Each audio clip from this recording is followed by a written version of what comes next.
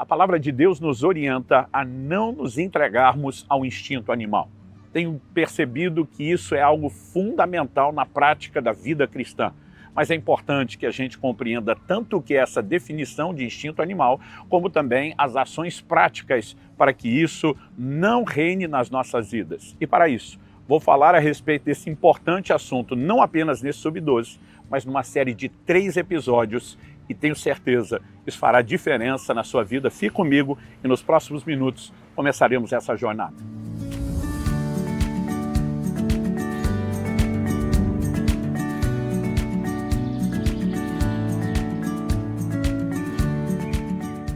Estou hoje no Centro Histórico de São José, Santa Catarina, passando para trazer mais uma palavra ao seu coração.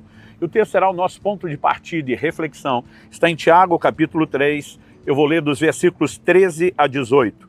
Quem entre vós é sábio e inteligente, mostre as suas obras em mansidão de sabedoria, mediante a sua boa conduta. Se, pelo contrário, vocês têm em seu coração inveja amargurada e sentimento de rivalidade, não se gloriem disso, nem mintam contra a verdade. Essa não é a sabedoria que desce lá do alto. Pelo contrário, é terrena, animal e demoníaca. Pois onde há inveja e rivalidade, aí há confusão e toda espécie de coisas ruins. Mas a sabedoria lá do alto é primeiramente pura, depois pacífica, gentil, amigável, cheia de misericórdia e de bons frutos, imparcial, sem fingimento. Ora, em paz, que se semeie o fruto da justiça para os que promovem a paz. Tiago pergunta quem é sábio e inteligente e diz: mostre as suas obras em mansidão de sabedoria mediante sua boa conduta. Então ele tanto destaca sabedoria, como ele também destaca comportamento. Mas ao olhar para a questão da sabedoria, ele faz uma divisão da sabedoria que é do alto e aquela sabedoria que é terrena. É muito importante que a gente consiga compreender que no meio da definição da sabedoria terrena, ele usa 3 adjetivos. Ele diz terrena, animal e demoníaca. A expressão terrena não requer muita explicação. Sabemos que está falando que, em contraste do que é do céu lá do alto, estamos falando de algo que é humano aqui da terra. A expressão demoníaca também não requer muita explicação. Embora a sabedoria não venha integralmente de uma fonte maligna, é explorada e alimentada pela ação demoníaca. Mas o que significa a expressão animal inserida aqui no meio? Porque esse é o ponto que eu quero usar, né? Já que o tema dessa nossa série é vença o instinto animal. Quando ele usa a palavra animal, a palavra grega empregada no original, psíquico, ela fala daquele homem que é entregue ao psique. As definições de psíquico, um dos léxicos conhecidos, o de Strong, diz: de ou que faz parte da respiração, que tem a natureza e características daquilo que respira, o principal da vida animal, o que os seres humanos têm em comum com os animais, governado pela respiração, a natureza sensual, com a sua dependência dos desejos e das paixões. A grande maioria das versões bíblicas, tanto no português como em outras línguas, traduzem isso exatamente como nós lemos aqui, animal. Algumas outras optaram pela expressão sensual, poucas pela expressão natural, algumas mais com o termo não espiritual. E ainda teremos traduções como carnal ou material. Todas essas são tentativas de falar do homem entregue à sua própria natureza, aos seus próprios instintos. Agora, quando olhamos para o propósito da criação, percebemos que Deus cria o homem. Gênesis 1:26 diz que Deus fez o homem conforme a sua imagem e conforme a sua semelhança, e diz: tenha ele domínio sobre os animais. Então Deus criou o homem acima dos animais, para que se mova no seu nível parecido com ele. E evidentemente esse mesmo Deus diz: eu quero que o comportamento de vocês reflita aquilo que eu depositei de mim em vocês, e não aquilo que os animais fazem, dos quais vocês deveriam estar acima e não no mesmo nível. Esse será o tom da nossa conversa aqui nessas séries. Mas para que a gente entenda o que de fato é esse instinto animal, eu quero focar nas 2 afirmações de Tiago. Ele fala de sabedoria e ele fala de comportamento. Perceberemos que toda a aplicação prática que ele faz de sabedoria não é meramente conhecimento, mas diz respeito àquele entendimento que nos leva, a escolhas. Então, eu quero trabalhar nesse episódio a ideia do entendimento animal que tem que ser vencido, parte de um instinto humano, e que Deus quer que eu e você possamos estar além, nos mover em outro nível. No próximo vídeo, né, falaremos a respeito do comportamento, que é resultado do entendimento, para somente então, no terceiro, falarmos sobre ações práticas depois de definirmos cada um desses tópicos. Então, dito isso, eu quero chamar a sua atenção, né, para essa questão de entendimento. A aplicação prática do uso da palavra de sabedoria, como eu já acabei de afirmar e quero repetir, diz respeito a entendimento. Ao longo da Escritura, o ser humano é advertido de forma recorrente quanto a essa questão do entendimento, a não comportar-se como um animal. Me permita ler vários textos. Salmo 32, 8 e 9. Eu instruirei, lhe ensinarei o caminho que você deve seguir, e sobre as minhas vistas lhe darei conselho. Os verbos instruir, ensinar e dar conselho são importantes aqui. Agora eu vou ler o verso 9. Não sejam como o cavalo ou a mula que não têm entendimento, que são dominados com freios e cabrestos, do contrário, não obedecem a você. Deus está dizendo, eu quero te dar instrução, eu quero te dar conselho, eu quero te ensinar, eu quero te comunicar sabedoria. Não espere que eu coloque um cabresto em você para te controlar. Não espere que eu te trate como um animal que não tem entendimento.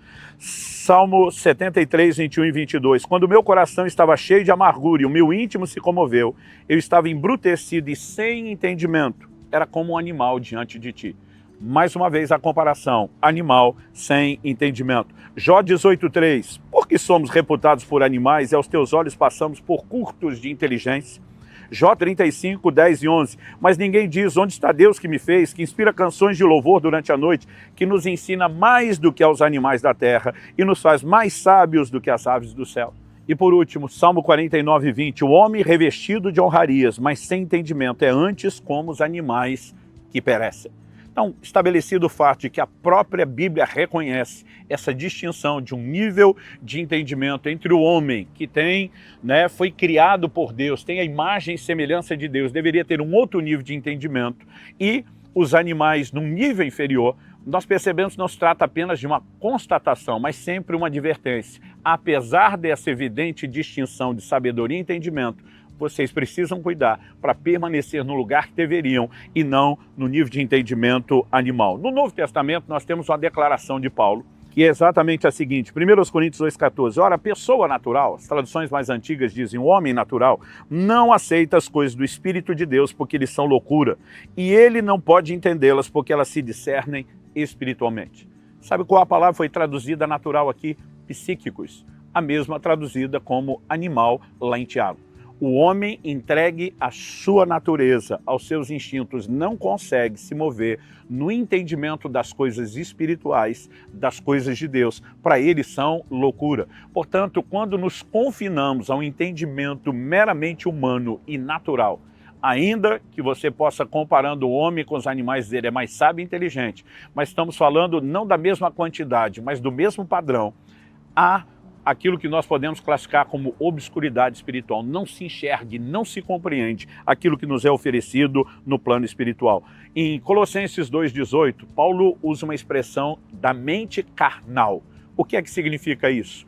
Ele não está falando que o cérebro necessariamente, mas a forma de entender, pensar e processar é governada pela carne, pelo instinto. É por isso que nós devemos cultivar a sobriedade. A Bíblia fala de forma recorrente sobre isso. 1 de Pedro 4,7, o fim de todas as coisas está próximo, portanto sejam criteriosos e sóbrios. Essa expressão traduzida aqui, sóbrio, do grego neph, significa, além de ser sóbrio, estar calmo e sereno de espírito, ser moderado, controlado. Sempre a ênfase bíblica sobre sobriedade, que é o oposto de estar ébrio, embriagado, estar no controle da mente. Fala não apenas de uma clareza mental, mas de como isso impacta o comportamento. Nós olhamos para as Escrituras e vemos diversos outros textos que nos chamam a sobriedade. Tito 2,6, do mesmo modo, quanto aos mais jovens, exorte-os para que em todas as coisas sejam moderados. A palavra aqui traduzida moderados, em outras traduções sóbrios, é a palavra grega sofroneu, significa ter mente sã, estar mentalmente saudável, exercer autocontrole, pensar sobre si mesmo de forma moderada, que aliás, ela é empregada em Romanos capítulo 12, verso 3, quando Paulo diz que ninguém pense de si além do que convém, mas com moderação, é exatamente a mesma palavra. Ela também fala de frear as próprias paixões. Paulo, escrevendo a Tito, menciona por 3 vezes a sobriedade nessa epístola. Dessa vez ele usa sofron, a palavra que é a raiz né, da que mencionamos anteriormente, Sofroneu. Ele diz que aquele que almeja ser bispo deve ser sóbrio. Ele fala, quanto aos homens idosos, sejam temperantes, respeitáveis, sensatos. Essa palavra é a mesma que indica sobriedade. Em Tito 2,5, ele fala a respeito das mulheres idosas, que também deveriam ser igualmente sensatas, ou isso é traduzido em outras versões como sóbria. Então, eu e você precisamos compreender que o autocontrole, que começa com o estado de mente e depois se refletirá no comportamento, é exigido da humanidade desde os primórdios. Em Gênesis, no capítulo 4, no verso 7, quando Caim está planejando matar seu irmão, Deus diz para ele, o pecado jaz à tua porta, o seu desejo será contra ti, mas a ti cumpre dominá-lo. E não importa se a gente vem lá do início da história da humanidade, ou falamos das instruções neotestamentárias, 2 Timóteo 1,7, Deus não nos deu espírito de covardia, mas de poder, amor e moderação. A palavra aqui usada é sofronismos, é uma outra derivação de sofron. Ela é uma demonstração ou chamado à estabilidade da mente, moderação e autocontrole. Eu e você precisamos entender que o ponto de partida do instinto animal é quando nos entregamos a esse lugar de entendimento equivocado. Lemos em Romanos 12,2 que devemos nos transformar pela renovação da nossa mente, porque não se muda comportamento sem mudar mentalidade. Mas se Deus nos chama primeiro a mudar mentalidade para depois mudar comportamento, significa que podemos vencer essa mentalidade que é parte do instinto animal, que possamos compreender e nos dedicar a andar nesse lugar.